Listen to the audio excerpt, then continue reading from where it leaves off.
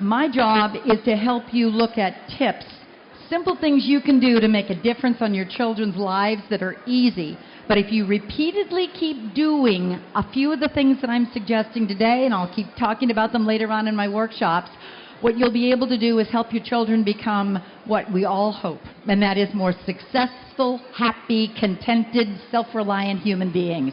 So, step one, if we're looked at, the number one concern that parents always ask me is, how do I get my children to listen?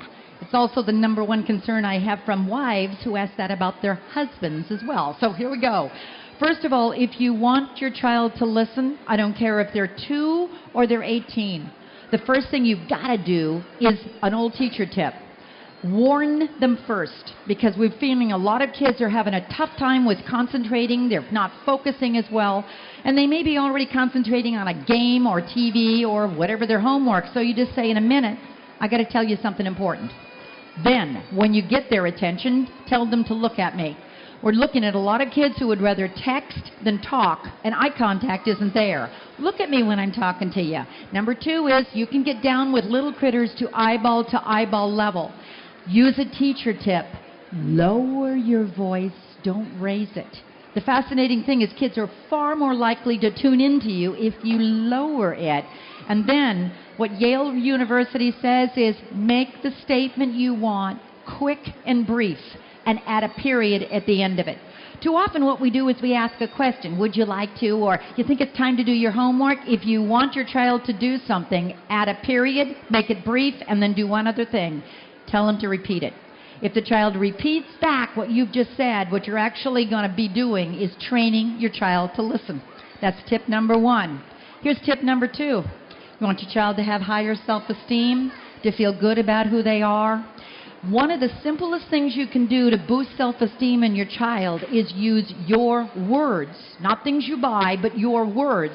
And what you want to do is help your child plant in the kind of images you want your child to have about him or herself. Just make sure they're true, they're earned, and they're deserved. And a simple little thing you can do at nighttime, I have 3 boys and they love this. For littler kids, is you do a strength talk. You just take their little hand in yours, and you want to tell them 5 things that you want them to know about who they are.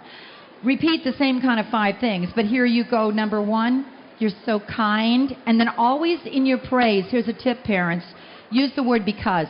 If you just tell your child because you're kind, they're not likely to know why they're kind. But if you say, you're kind because you helped grandma, or you're kind because you helped that little boy next door, you're so kind.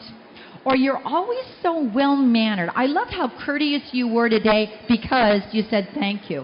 If you keep adding a strength or a tip each day, and you use the same 5 strengths or tips, what will happen if you keep repeating them is your child will begin to internalize the image. That's really what you're looking for.